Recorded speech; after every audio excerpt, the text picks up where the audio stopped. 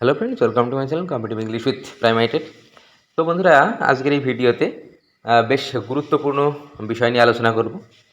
তো প্রথমে দেখতে পাচ্ছি যে ইন্টারভিউতে কী কী ডকুমেন্ট ভেরিফিকেশনে লাগবে, অর্থাৎ ডিভি। তাহলে ডকুমেন্ট ভেরিফিকেশনের সময় তোমাদের কোন কোন ডকুমেন্ট নিয়ে যেতে হবে এবং মোটামুটি কটা সেট করে নিয়ে যেতে হবে সেই বিষয়ে আলোচনা করব। আর তোমরা অনেক ডিএলএড ব্যাচ, তোমরা এখনও যারা ডিএলএডের যে সার্টিফিকেট, তো তোমরা এখনও পাওনি, তাহলে তোমাদের এখন কি করণীয়, বা এটা নিয়ে কিন্তু খুব বেশি আতঙ্কিত হওয়ার কিছুই নেই। তো এই বিষয়টা আমি আলোচনা করব। তো অবশ্যই শেষ পর্যন্ত শুনতে হবে। আর যারা এখনও আমাদের চ্যানেলটি সাবস্ক্রাইব করেনি, অবশ্যই চ্যানেলটি সাবস্ক্রাইব করে দেবে। তো দেখো, তো এই যে ইন্টারভিউতে যেসব ডকুমেন্টসগুলো আমাদের প্রয়োজন হয়, তো এটা ওখানে মোটামুটি 3টে মতো সেট কিন্তু প্রয়োজন হয়ে থাকে। তো সেই জায়গায় দাঁড়িয়ে আমি এটা অবশ্যই একটা সাজেশান দেব যে তোমরা যারা যারা ক্যান্ডিডেট রয়েছো, এই 2025 প্রাইমারি ইন্টারভিউ তোমরা যারা যারা দেবে, তো তোমরা মোটামুটি 5টা মতো সেট করে রাখতে পারো, 4-5টা সেট করে রাখতে পারো। তো এখানে মোটামুটি 2-3টে মতো সেট লাগবে, আর বাকিটা সেগুলো কিন্তু পরবর্তীতে আবার কাজে লাগবে। তো যদি একটু বেশি করে করে রাখা হয়, তো সেটা কিন্তু তোমাদের জন্য কিন্তু খুব ভালো বিষয় হবে। তো যাই হোক, তো চলো আমরা একটু দেখে নিই। আচ্ছা, তার আগে আমি একটু ডিএলএডের সার্টিফিকেট বিষয়টা বলে দিই। তো দেখো, তো তোমাদের যাদের এখনও সার্টিফিকেট হাতে আসেনি, তো এটা নিয়ে খুব একটা চিন্তিত হওয়ার কিছু নেই। পুরো বিষয়টা কিন্তু পর্ষদের আন্ডারে রয়েছে, এবং এই সার্টিফিকেটটা প্রয়োজন হবে ডিভি, অর্থাৎ ডকুমেন্ট ভেরিফিকেশনের সময়। তো সেই কারণে এখন এত বেশি আতঙ্কিত হওয়ার কিছু নেই। অনেকে যারা মেসেজ করছো বা অনেকে কমেন্ট সেকশানে এটা বলছো, তো দেখো এখনও সময় রয়েছে। তো ইন্টারভিউ শুরু হওয়ার আগেই এই যে ডিএলএডের সার্টিফিকেট, তো সেটা কিন্তু দিয়ে দেবে।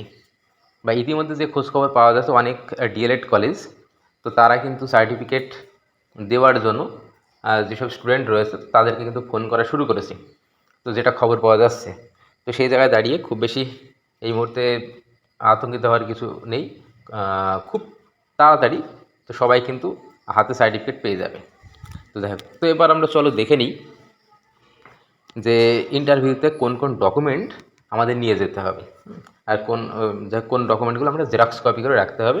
এটা মোটামুটি 3-4টে সেট আমার মনে হয় অবশ্যই করে রাখা ভালো হবে। তো চলো এবার সেগুলো দেখে নিই। তো দেখো, তো এটা কিন্তু 2022 যে রিক্রুটমেন্ট হয়েছিল, তো তার এটা কিন্তু 8th ফেজ, অর্থাৎ 8 নম্বর যে ফেজ হয়েছিল, তো সেই নোটিফিকেশান, এটা কিন্তু হাওড়া ডিস্ট্রিক্টের নোটিফিকেশান তোমরা দেখতে পাচ্ছ। তো এখানে মেন বিষয় যেটা রয়েছে আমরা সেটা দেখে নেব, সেটা হলো আমাদের ডকুমেন্ট কী কী লাগছে। তো এই যে ডকুমেন্ট যেটা আছে, এটাই কিন্তু তোমাদেরকে মানে দেখাতে হবে, অর্থাৎ এই কপিগুলোই কিন্তু, এই ফটোকপিগুলোই কিন্তু তোমাদেরকে নিয়ে যেতে হবে। তো ডকুমেন্ট তো আর সেই অর্থে কোনো চেঞ্জ হবে না, একই থাকবে। হ্যাঁ, এবার হয়তো 19 আর 20 স্লাইটলি কিছু এদিক ওদিক হতে পারে, কিন্তু একই বিষয় কিন্তু থাকবে। তো চলো আমি একটু বলে দিই কী কী ডকুমেন্ট রয়েছে। তো তোমরা কিন্তু এখানে স্ক্রিনে দেখতে পাচ্ছ। তো দেখো, উপরে লেখাই আছে, দেখো, all such candidates are requested to appear before the interview board along with the original as well as self-attested photocopies of the documents listed below.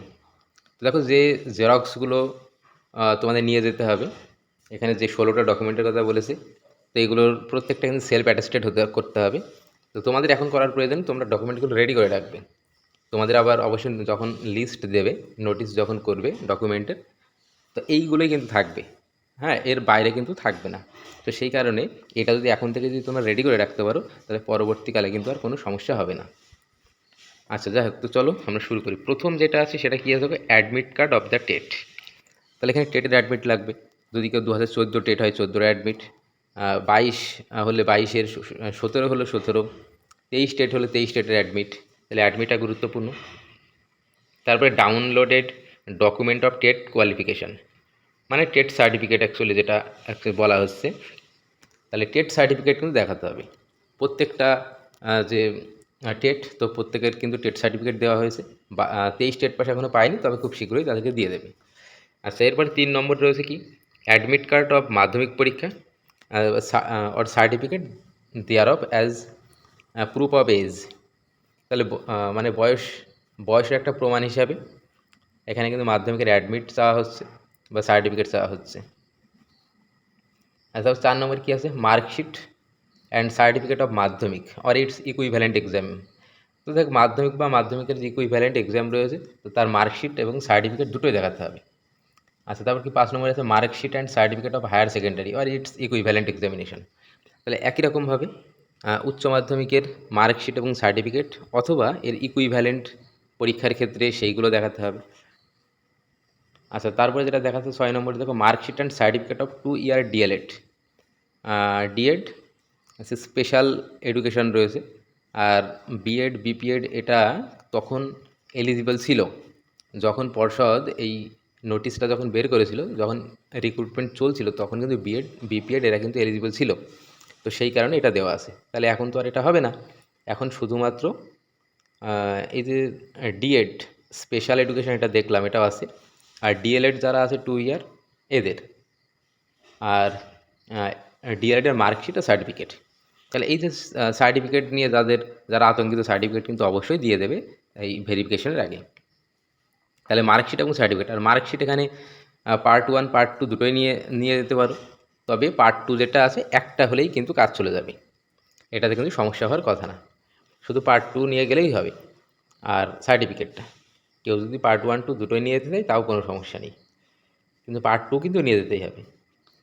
আচ্ছা এরপরে কি আছে, এরপরে marksheet and certificate of graduation, মানে বিএ বিএসসি বিকম যার যেটা রয়েছে, তো এটা নিয়ে যেতে হবে কেউ যদি তার গ্র্যাজুয়েশনটাকে যদি দেখাই, তাহলে গ্র্যাজুয়েশনের মার্কশিট আর সার্টিফিকেট। এরপরে কী আছে, কাস্ট সার্টিফিকেট, অর্থাৎ কেউ যদি কোনো কাস্টের হয়, মানে জেনারেল যদি না হয় তাহলে SC ST OBC A OBC B যার যেটা সেটা নিয়ে যেতে হবে। এরপর কি পিএইচ সার্টিফিকেট নিয়ে যেতে হবে, যে ফিজিক্যালি হ্যান্ডিক্যাপ তাকে নিয়ে যেতে হবে। আচ্ছা এক্সেমটেড ক্যাটাগরি সার্টিফিকেট, যারা এক্সেমটেড ক্যাটাগরিতে বিলং করছে তাদেরকে এক্সেমটেড ক্যাটাগরির যে সার্টিফিকেট সেটা নিয়ে যেতে হবে।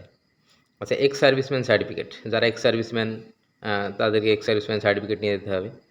আচ্ছা first engagement letter issued by the competent government authority as a para teacher where applicable.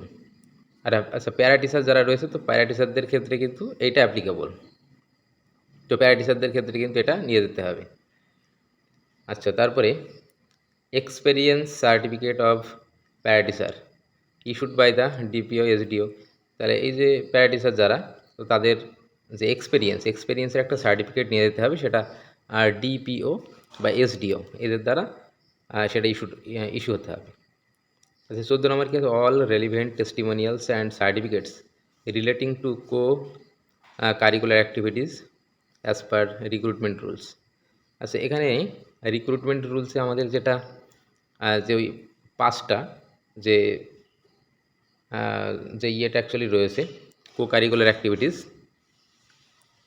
মানে যেটা নিয়ে ইতিমধ্যে অনেক সমস্যা দেখা দিচ্ছে, তো এই যে বিষয়টা, তো এই ব্যাপারটা কিন্তু এখানে নিয়ে যেতে হবে। তাহলে আমাদের এখানে গেল হলো 14 নম্বর গেল এক্সট্রা কারিকুলাম যে সার্টিফিকেট, মানে যার যে দক্ষতাগুলো রয়েছে, অনেকে অনেক রকম সার্টিফিকেট বের করছে বর্তমান সময়ে আমরা দেখছি, যাই হোক, তো যার যেটা আছে তো সেটা নিয়ে যেতে হবে, তো সঠিকটাই কিন্তু এখানে সাবমিট করতে হবে, এটা যেন কোনোভাবে ইনভ্যালিড কিছু না হয়, তাহলে কিন্তু সমস্যা হতে পারে। আচ্ছা তারপরে 15 নম্বরে যেটা আছে সেটা হলো ভোটার আইডি বা আধার কার্ড। তাহলে ভোটার আইডি বা আধার কার্ড এটা, তো আর আধারটাই বেশি অ্যাকসেপ্টেবল, আধারটা দেওয়াটাই ভালো। আচ্ছা 16 নম্বর কী আছে, 1 passport size photograph self attested. তাহলে যে একটা পাসপোর্ট সাইজের যে ফটো সেটাতেও আবার সেলফ অ্যাটেস্টেড হতে হবে। যাই হোক, তো এই যে বিষয়টা হলো, তো আমি কিন্তু যেসব ডকুমেন্টগুলো প্রয়োজন তোমাদের আগামী দিনে, কিছুদিন পরেই কিন্তু এগুলো প্রয়োজন হবে, তো সেটা কিন্তু আমি আগে থেকে জানিয়ে দিলাম। হ্যাঁ গতবার যেটা হয়েছিল 2022 রিক্রুটমেন্টে সেই ক্ষেত্রে, তো আশা করছি ডকুমেন্ট তো আর চেঞ্জ হয় না, তখনও যা ছিল আশা করছি এবারও সেটাই হবে। সে হয়তো 19 আর 20 একটা ডকুমেন্ট হয়তো একটু এদিক ওদিক হতে পারে, তাছাড়া এটাই কিন্তু প্রয়োজন, তো তোমরা অবশ্যই এগুলো এখন থেকেই কিন্তু রেডি করে রাখবে। আর টেট পাস সার্টিফিকেটের জন্য চিন্তা নেই, পর্ষদ সঠিক সময়ে কিন্তু ব্যবস্থা করে দেবে যখন মানে প্রয়োজনের আগে।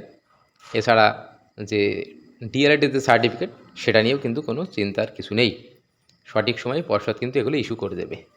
যাই হোক, অবশ্যই প্রাইমারি সংক্রান্ত বিভিন্ন খবর পেতে এই চ্যানেলের সঙ্গে যুক্ত থাকবে।